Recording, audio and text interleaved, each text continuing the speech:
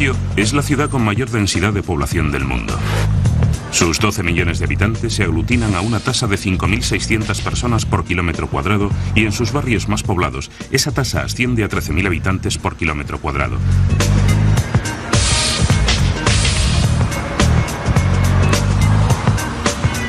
Desperdigada y desordenada, Tokio representa algunos de los peores aspectos de la vida urbana. Es un lugar donde el transporte al trabajo es una ocupación a tiempo completo, tal y como explica el urbanista Shunichi Watanabe.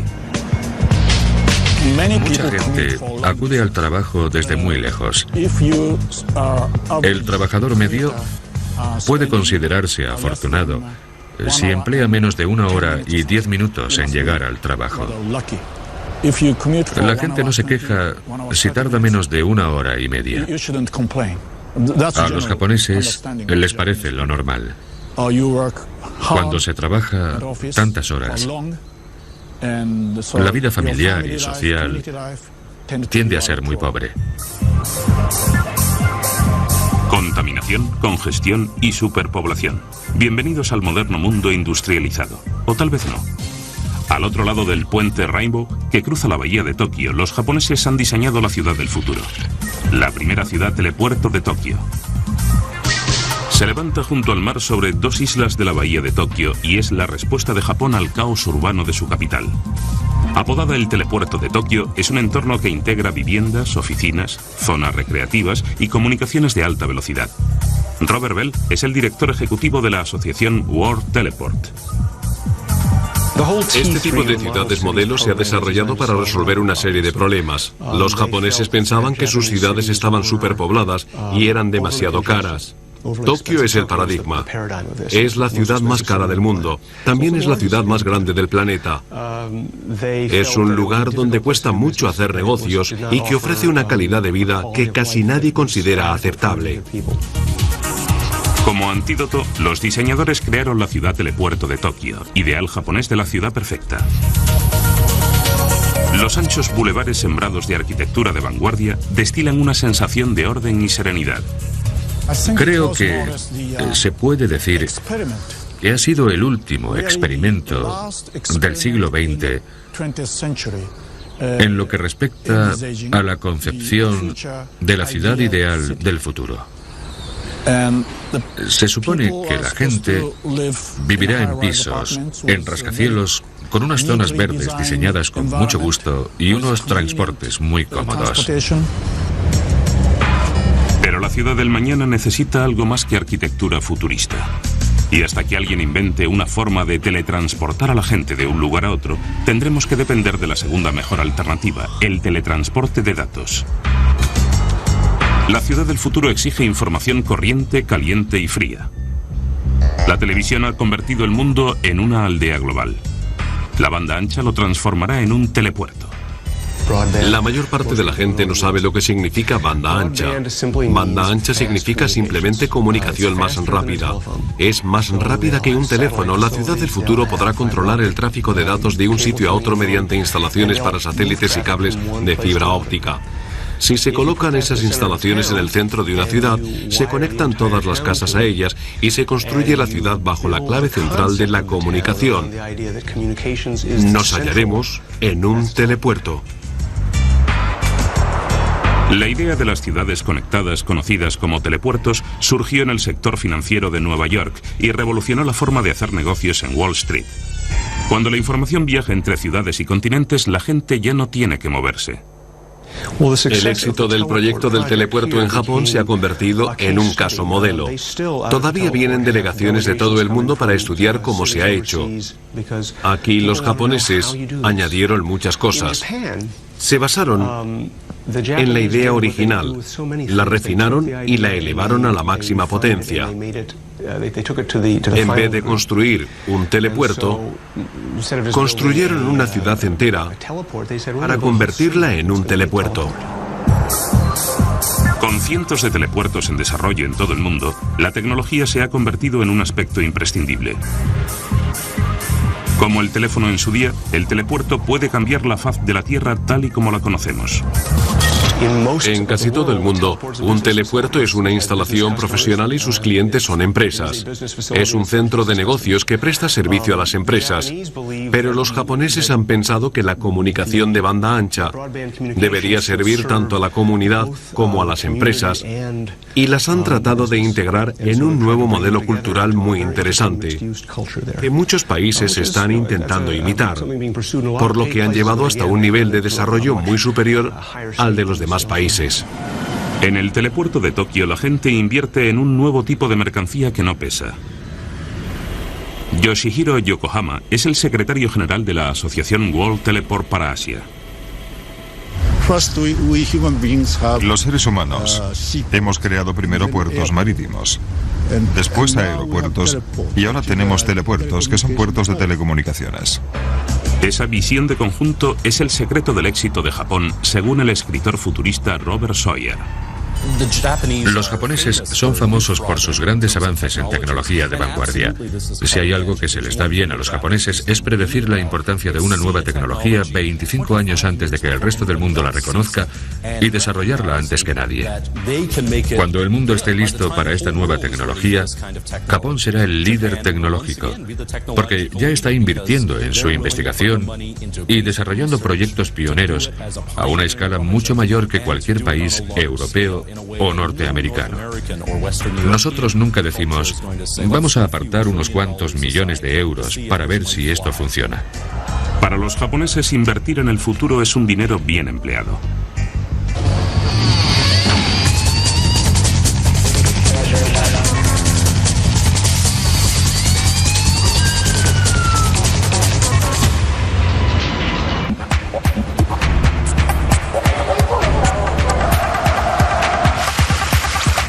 En los años 60, los urbanistas japoneses soñaron con una metrópolis futurista cerca de Tokio. Los arquitectos visualizaron una ciudad utópica de 160.000 habitantes. El enorme proyecto, con un coste de casi 20.000 millones de euros, comenzó a construirse en los años 80 en el cénit del poderío económico japonés. Los urbanistas consideraron el telepuerto de Tokio como máximo exponente de una ciudad avanzada, de líneas limpias, calles espaciosas y diseños espaciales. Sería una ciudad para vivir y un centro de negocios para inversores internacionales. Pero en los años 90 la economía japonesa se hundió y el proyecto se vio reducido. Aún así, en la actualidad, con miles de residentes y un número aún mayor de oficinistas, la ciudad futurista dentro de Tokio ha sido un gran éxito.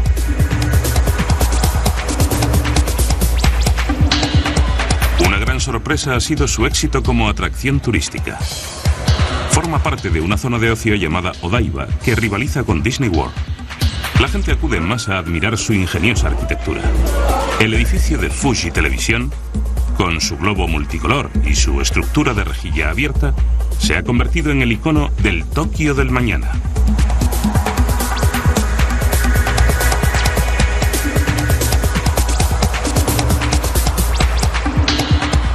Partes, los diseñadores han recurrido a formas arquitectónicas más antiguas. El Tokyo Big Sight es una pirámide gigante invertida. Es el centro de convenciones más grande de Japón y recibe cada año millones de visitas. A muchos japoneses, los espacios públicos les proporcionan algo precioso: privacidad.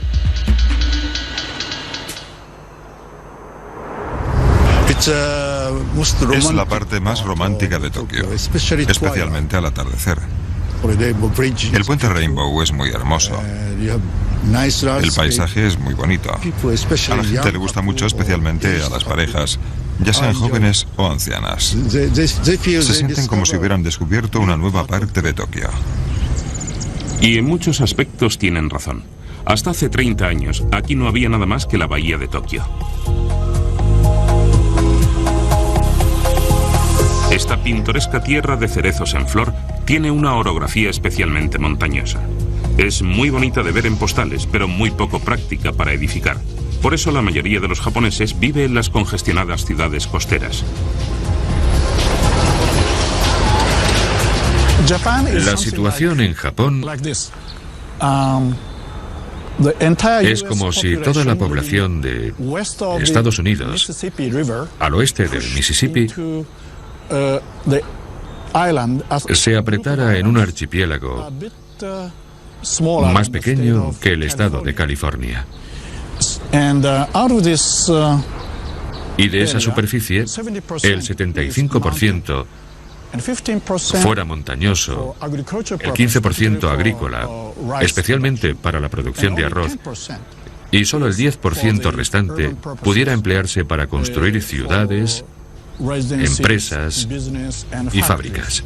La escasez de tierra significa que en Japón se encuentran algunos de los inmuebles más caros de Asia. Los japoneses creen que la tierra es el activo más valioso que existe. Y además, se sienten apegados a la tierra de forma mítica. Por eso, aquí el incremento del precio del suelo es superior al de cualquier otro bien. Durante siglos, Japón ha ganado terreno al mar en las zonas costeras de aguas poco profundas y ha alterado el contorno original de sus islas. Hay antiguos templos o puertas que antaño marcaban la entrada a las ciudades y que hoy están rodeados de densas edificaciones y han quedado separados del agua por distritos urbanos enteros. Ahora estamos en medio de Tokio, en un templo en lo alto de una pequeña colina. Antiguamente estaba rodeado de un pantano, pero el Shogun Tokugawa se ganó al mar. Y más abajo hay una gran área que formaba parte de la bahía y que el Shogun Tokugawa drenó para construir el castillo Ciudadela de Edo. En el siglo XX la economía se expandió brutalmente. A medida que crecía, la industria le ganaba más terreno al mar. La nueva economía industrial de Japón, que hasta entonces había sido un país agrícola, hizo que la población se concentrara en las ciudades. Después de la Primera Guerra Mundial, se drenaron nuevos terrenos con fines industriales para construir fábricas e instalaciones portuarias. Y después de la Segunda Guerra Mundial, se volvió a drenar más tierra para construir más zonas industriales, residenciales y comerciales. 28 años después de la Segunda Guerra Mundial, se drenaron 18.000 hectáreas de lecho marino y se transformaron en tierra firme. Hoy, la línea costera japonesa es difícil de apreciar. En la bahía de Tokio, el 90% de la costa está ocupada por fábricas. Tokio es una metrópolis enorme y en continua expansión, con un diámetro de entre 30 y 40 kilómetros. La urbanización de esta superficie no estuvo muy bien planificada. Las constructoras e inmobiliarias tenían mucho poder y apenas existía control por parte de las autoridades urbanísticas. La administración pública no pudo controlar la especulación. Así que lo que estamos haciendo ahora, en nombre del urbanismo, es crear las infraestructuras una vez que se ha completado la construcción. Pero los urbanistas del telepuerto de Japón repasaron concienzudamente todos los detalles antes de poner la primera piedra. Fue uno de los proyectos de drenaje de lecho marino más ambiciosos de la historia y costó 2.000 millones de euros. Tardó más de 10 años en construirse. La construcción del puerto empezó con el levantamiento de un dique temporal. Se analizó el suelo del fondo del mar para determinar si se podrían colocar estacas de madera. Se clavaron estacas en el lecho marino para crear una barricada temporal de madera. La barricada se rellenó de tierra y rocas para estabilizarla. Una barcaza drenadora bombeó dentro de la estructura tierra y arena hasta que estuvo completamente llena.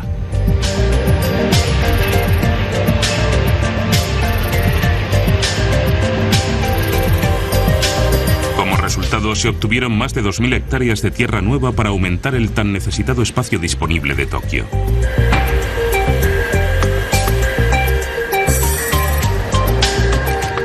Los Los ingenieros japoneses buscaron un medio más fácil de ganar terreno al mar y experimentaron con un sistema alternativo futurista llamado Megafloat, la estructura flotante más grande del mundo. Era una isla artificial de 1000 metros de largo anclada en la bahía de Tokio.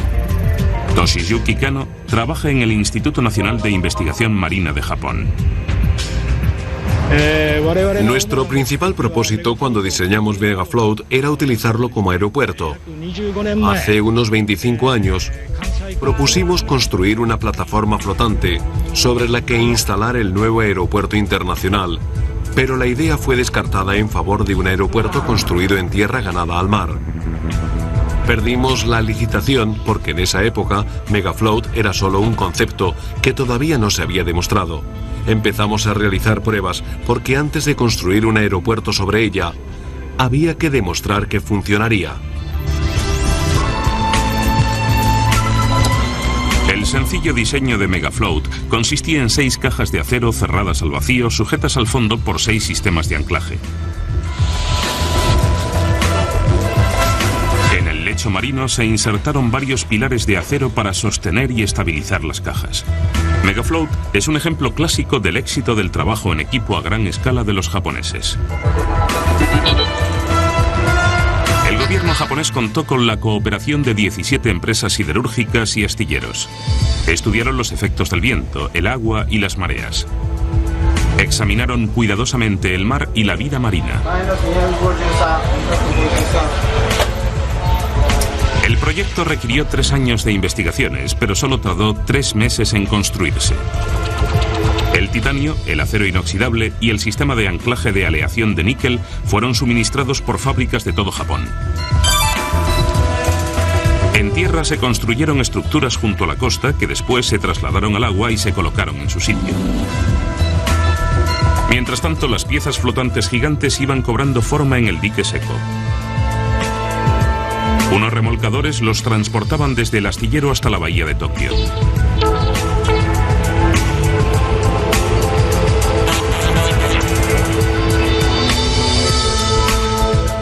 Se sacó el agua fuera de los compartimentos mediante aire comprimido. Después se soldaron las distintas secciones creando una plataforma resistente a los temporales.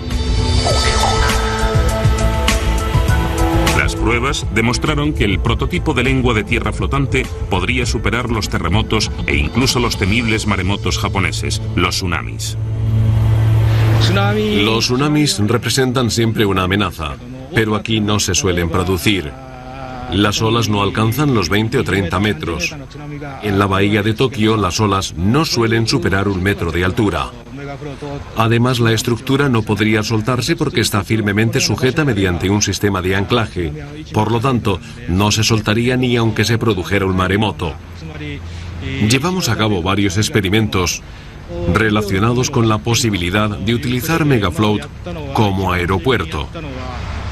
Lo primero que hicimos fue probar varios instrumentos de aterrizaje para ver si funcionaban sobre la plataforma.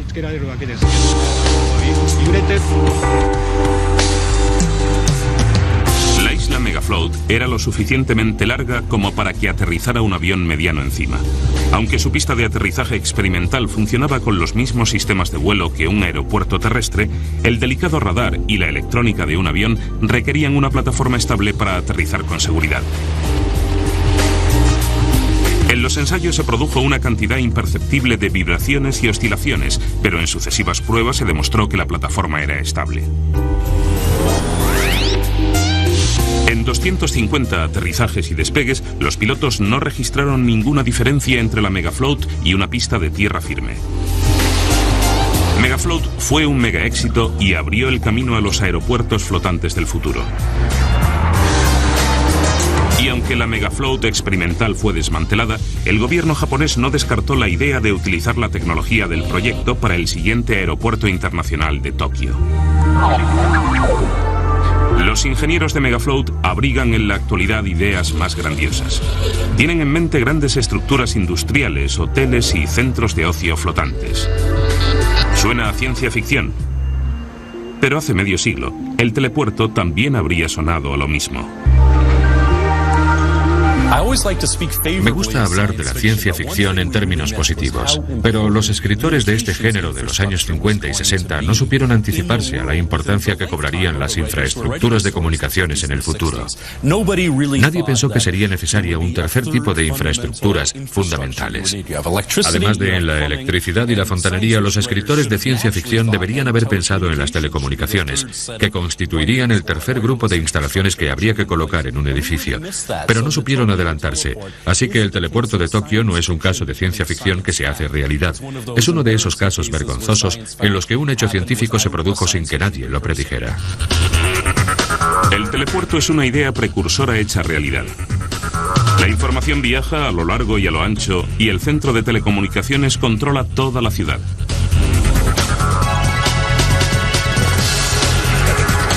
Sus potentes ordenadores supervisan todas las líneas de cable de alta velocidad y fibra óptica de cada casa y cada oficina de la ciudad. Encima del tejado, las antenas parabólicas eliminan la separación entre el cielo y el suelo. En las entrañas del edificio se analizan todos los datos escritos, de voz y de vídeo de algunas de las empresas de telecomunicaciones más grandes de Japón. Un edificio ha de resultar tan impresionante como la función que cumple. Y el arquitecto Ernest Sirangel de la empresa estadounidense HOK fue uno de sus diseñadores. El propósito de este edificio es conectar Tokio con el resto del mundo mediante las telecomunicaciones. Es un edificio de la era de la información del siglo XXI. Parte de la idea del edificio fue concebir un tipo de arquitectura en la que el equipo de telecomunicación por satélite estuviera expuesto en los elementos estructurales que hay en lo alto del edificio. La forma de cubo abstracto del centro de telecomunicaciones destila eficiencia y elegancia, alta tecnología y brillantez. Incluso el muro cortina de cristal se diseñó con tecnología robótica. Uno de los aspectos más importantes de la concepción de este edificio fue asegurarse de que el cristal estuviera colocado con la mayor precisión posible. Para esta fase de la obra se empleó un mecanismo robótico llamado la mano poderosa, que instalaba las placas de cristal en su sitio exacto y después utilizaba un sistema de supervisión por láser que garantizaba que cada pieza de cristal estuviera perfectamente alineada con la siguiente. La fachada tenía que ser absolutamente lisa y procuramos que todos los ángulos del cristal estuvieran colocados con precisión para lograr un perfecto efecto de espejo. Las empresas japonesas Kashima y Taisei fueron las encargadas de la construcción. Shinrao Otahara es uno de los directores de Kashima. Empleamos una técnica de construcción única.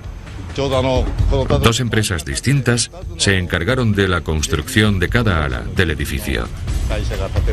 Cada una tenía su propia técnica y sus propios planos, así que tuvieron que alcanzar un acuerdo. Fue difícil conseguir que las dos torres se levantaran a la misma velocidad.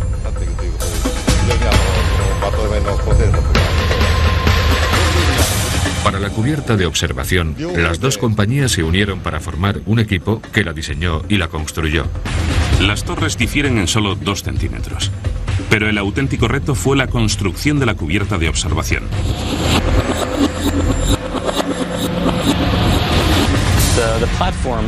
La plataforma de lo alto del edificio es su imagen más emblemática y se construyó de un modo muy curioso. Como es un elemento muy grande, cada lado mide 48 metros, se construyó en el suelo y una vez que la estructura estuvo terminada, se elevó poco a poco hasta lo alto. Creo que tardamos una semana en subirla hasta arriba del todo. Así quedó completa la estructura del edificio. Nuestra idea fue crear una especie de puerta de entrada alineada en el eje de la Torre de Tokio. Tratamos de reflejar de un modo muy innovador la tradición japonesa de construir puertas de entrada a las ciudades. Los diseñadores del telepuerto de Tokio cuidaron al máximo todos los detalles. Yuichi Seki es el arquitecto general de la Oficina Regional de Evaluación Administrativa.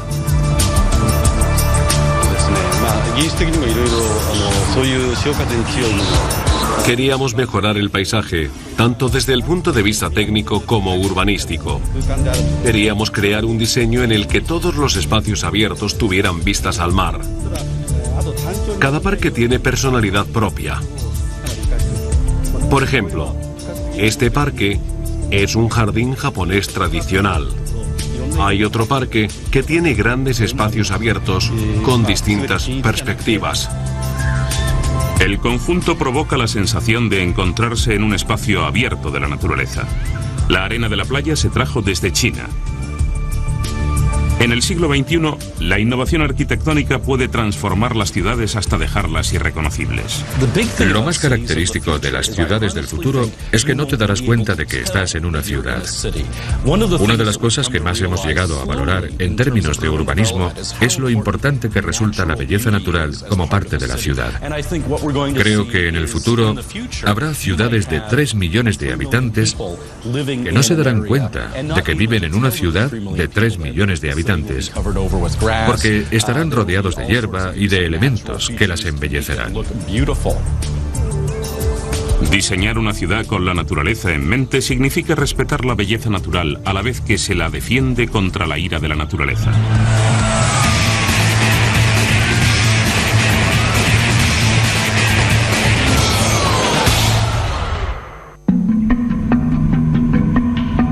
Japón está situado en medio de una zona de terremotos. En 1923 el gran terremoto de Kanto y los subsiguientes incendios arrasaron la ciudad y mataron a 142.000 personas. No quedó nada más que ceniza y escombros.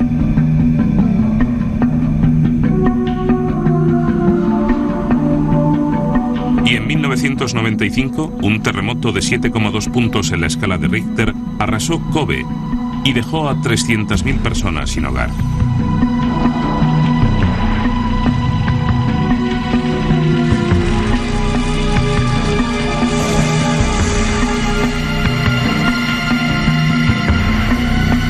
En los terremotos, el mar recupera la costa que le habían robado y la convierte en una sopa de barro y arenas movedizas. Los científicos llaman a ese proceso licuefacción del suelo. La sopa, se coge un suelo poco firme y se le añade agua. Luego se agita. La vibración de un terremoto comprime el agua y la eleva a la superficie. El firme inestable puede desencadenar avalanchas de tierra, derribar los diques y reventar las presas. En el Instituto de Investigación de la Construcción de Tsukuba, los ingenieros buscan formas de mejorar la solidez de la tierra reclamada al mar. Mikio Futaki es su director. Hemos efectuado experimentos para desarrollar el tipo de medidas preventivas que funcionarían. Sin embargo, todavía no hemos llegado muy lejos en la investigación de técnicas de construcción eficaces a prueba de terremotos. En la actualidad estamos experimentando con todo tipo de técnicas con este propósito. Aunque todavía no han hallado una solución, los ingenieros pueden mostrarnos con facilidad el proceso de licuefacción mediante un tanque de agua y tierra. Esta caja está dividida en 17 niveles. Cada nivel se mueve independientemente. La estructura de la caja se apoya en unos rollos.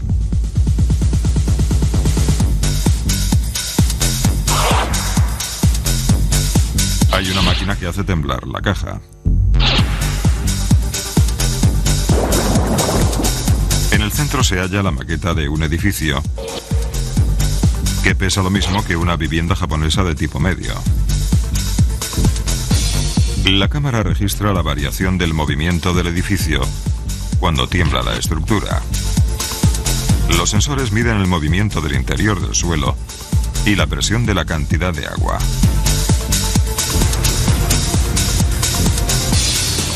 Este experimento reproduce la potencia del terremoto de Kobe de 1995. En solo 5 minutos, el agua sube a la superficie. En la región de Kobe, el mar ha vuelto a recuperar una gran cantidad de tierra.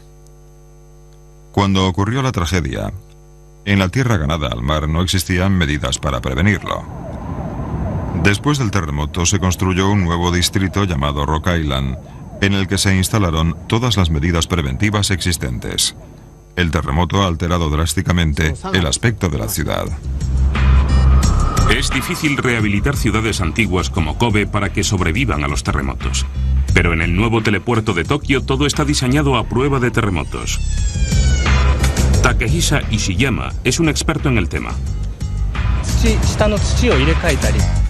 Existen varias formas de reforzar los cimientos. La primera consiste en retirar la tierra y reemplazarla por un tipo de suelo más sólido. La segunda es vertir hormigón bajo el edificio para fortalecer su estructura. Para prevenir los terremotos, vertimos tierra sólida a 20 metros de profundidad e instalamos pilares sobre ella. El edificio se construye sobre esos pilares. Además, rodeamos los cimientos del edificio con muros de hormigón para prevenir daños en caso de que la tierra ganada al mar se licuifique durante un terremoto. El muro también impide que el edificio se desplome a consecuencia de un terremoto. Esta zona permanecerá a salvo si se produce un terremoto.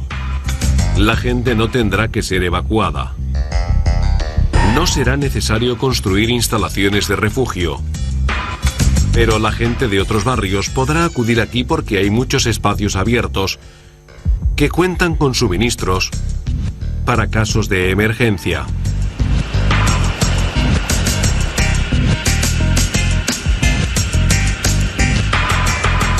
Los urbanistas han planeado que la zona de la bahía de la ciudad constituya un santuario cuando un gran e inevitable terremoto sacuda la ciudad de Tokio. Los espacios anchos y abiertos de esta zona proporcionarán alojamiento a los habitantes de Tokio. En sus amplios paseos pueden levantarse refugios temporales. Además, el telepuerto cuenta con un depósito de suministro de agua de emergencia con una reserva de 40.000 metros cúbicos. Es una cantidad de agua potable suficiente para 1 millón de personas durante 3 semanas. El desastre de Kobe enseñó a los japoneses varias lecciones importantes. Las infraestructuras subterráneas resistieron mucho mejor que las infraestructuras de superficie. Esa fue la mayor lección. El sistema de transporte elevado de Kobe sufrió graves daños. Así que hemos reforzado muchísimo el que existe en el telepuerto de Tokio. Después de las sacudidas y temblores de un terremoto, normalmente se producen incendios provocados por las chispas de los cables eléctricos que hacen arder las fugas de gas. Pero los ingenieros de esta ciudad de alta tecnología han encontrado la forma de prevenir los fuegos antes de que se produzcan, eliminando por completo el cableado exterior. En Tokio, los cables son otra forma de contaminación. Por todas partes cuelgan cables eléctricos en todas las direcciones. Al principio la electricidad supuso un gran avance y era un gran honor tener cables eléctricos rodeando tu casa. Pero ahora todo el mundo tiene electricidad y no quiere que se vean los cables. El telepuerto de Tokio se ha adelantado al futuro diciendo: no queremos que se note que disfrutamos de la más alta tecnología. La tecnología aquí es ubicua, está en todas partes pero no se ve, está escondida. No es un insulto para la vista. Creo que el telepuerto de Tokio ha sido muy sabio al adoptar esta medida.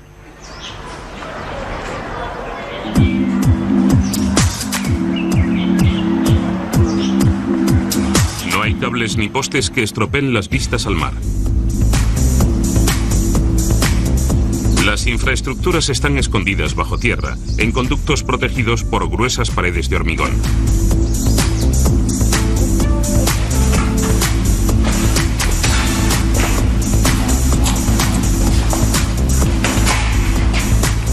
Una vez a la semana, el personal inspecciona el sistema e informa a la sala de mando situada en el sótano del centro de telecomunicaciones, cuyo director es Mochikushi Makoto.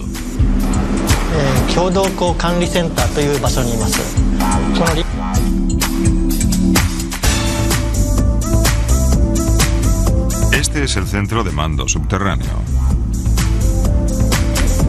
Desde aquí supervisamos 16 kilómetros de túneles que existen bajo la ciudad. Nos encargamos del mantenimiento de todo el sistema. En los túneles existen 9 líneas de cañerías y tendido de cables que suministran todos los servicios, desde agua corriente y fibra óptica a alcantarillado y basuras. Detrás de mí está el monitor que indica si hay alguien trabajando en el túnel. A la izquierda está el monitor con luces que indica si los interruptores del equipo de fuentes de energía del interior de la sala de control están encendidos o apagados. También vigilamos que no se metan intrusos en los túneles.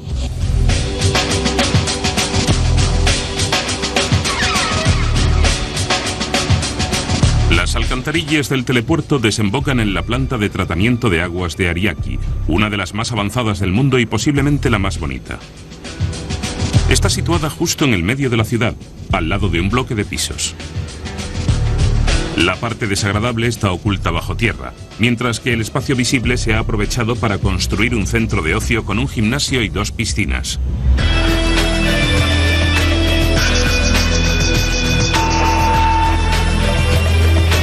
Para procesar 120.000 litros de desechos en un espacio tan pequeño, las instalaciones están distribuidas en varios niveles. Existen 2 pisos con 12 tanques de recepción, situados encima de 4 tanques de sedimentación.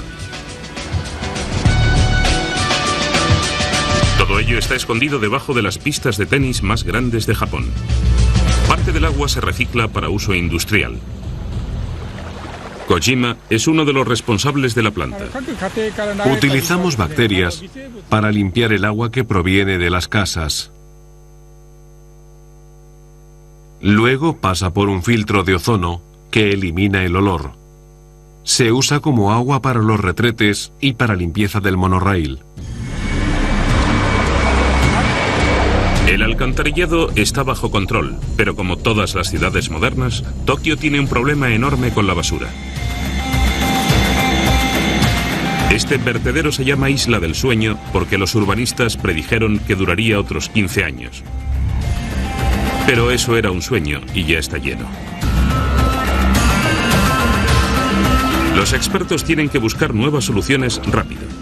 Cuando saca la basura, la residente del telepuerto Satomi Koike participa en un experimento. La basura que tira en uno de los contenedores aspiradores de su edificio viaja por una tubería subterránea a 100 km por hora hasta llegar a una planta incineradora llamada Centro Limpio. Todos los días recibimos unas 500 toneladas de basura. Nos llega a través de una tubería y aquí la quemamos. El generador térmico se utiliza para producir electricidad y calefacción para el distrito que rodea la planta. El Centro Limpio facilita enormemente la tarea doméstica de sacar la basura. Antes tenía que dividir la basura en cristal, plástico, mobiliario, contenedores y botellas de plástico. Había tantas categorías que me costaba mucho sacar la basura. Satomi Koike se mudó aquí en cuanto se terminó de construir el edificio. Solo tarda 20 minutos en caminar desde su casa a su trabajo como secretaria en el centro de telecomunicaciones. Estoy en el centro, muy cerca del mar. Tengo mucha suerte de haber podido escapar al estrés urbano. Me puedo levantar 1 hora más tarde que los demás y llego al trabajo antes que ellos. Todo el mundo quiere vivir aquí. Me gusta mucho vivir en el telepuerto de Tokio. Muy pocas personas pueden acudir andando al trabajo. Para ellas, el nuevo telepuerto ha encontrado algunas soluciones muy inspiradas, como este tren que recuerda al de un parque temático o este aparcamiento que funciona como una máquina dispensadora. En la ciudad del futuro, la innovación es la fuerza impulsora.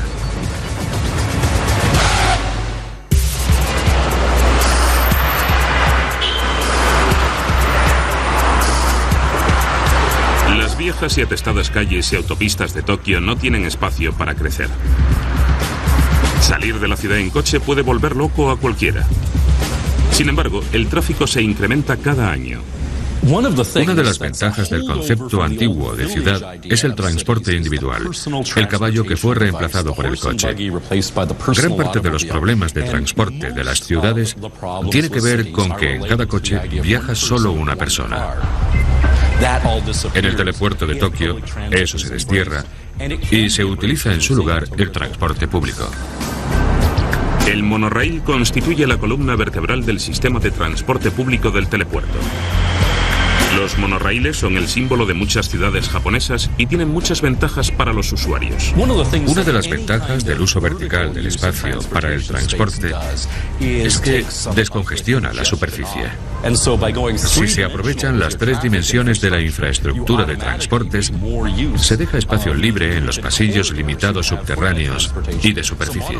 Los monorraíles son parte importante del urbanismo del futuro. Se llama Nuevo Sistema de Transporte del Puerto de Tokio o Shinkotsu, pero no se trata de un verdadero monorraíl. La línea circula sobre neumáticos igual que un autobús. Las ruedas de caucho tienen llantas metálicas y si se pinchan, el tren puede seguir circulando sobre ellas hasta llevar al taller de reparación. Este tren circula sin conductor. Está controlado por un ordenador situado en la sala de mando de las oficinas centrales. Cada vagón lleva unos sensores eléctricos debajo que envían información sobre la velocidad y la distancia recorrida. Los monorraíles casi nunca se averían. Gozan de un sorprendente índice de fiabilidad del 99%. Ningún medio de transporte lo supera.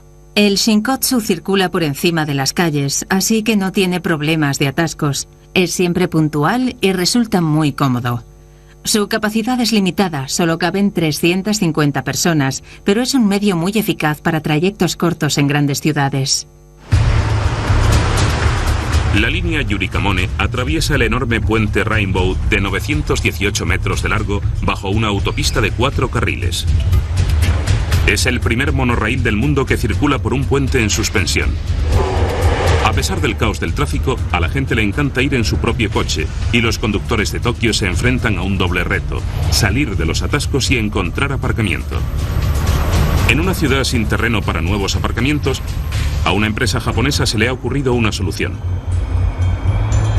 el aparcamiento inteligente. Tiene espacio para el triple de coches que un aparcamiento convencional. Como si se tratara de un tren de lavado gigante, el conductor deja su coche y el ordenador se encarga del resto. El coche resbala hacia un lado sobre unos rollos que lo conducen al ascensor. Una cinta transportadora lo conduce por un laberinto de túneles hasta una plaza subterránea. No hay sitio para la gente, por eso hay más espacio para los coches. En los aparcamientos subterráneos convencionales los costes son demasiado elevados. Con este sistema caben más coches en un espacio más reducido. Esa es la mayor ventaja. El ordenador recupera los coches en menos de un minuto. Si se pierde el billete del aparcamiento, un operario puede localizar el coche en un circuito cerrado de televisión.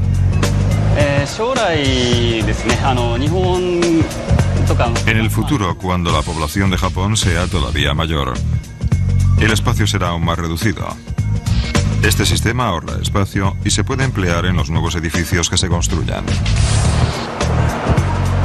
El telepuerto de Tokio combina la eficacia técnica con el urbanismo. Sus diseñadores albergaron las mayores esperanzas cuando lo concibieron. Queremos que la ciudad sea un centro de comercio, información e industria, con viviendas y parques. Pero además queremos que conviva en armonía con la naturaleza y el medio ambiente. Desde que existen ciudades, la tecnología se ha convertido en un aspecto imprescindible. Como el teléfono en su día, el telepuerto puede cambiar la faz de la Tierra tal y como la conocemos. El telepuerto de Tokio es una apuesta de futuro. Es una solución muy japonesa, basada en la cultura local, y funciona muy bien para un país densamente poblado, con muy poca tierra.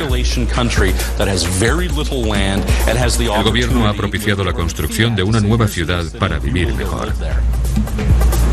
Pero el problema del futuro es que todavía no ha ocurrido. Y el clima económico a veces nubla el panorama.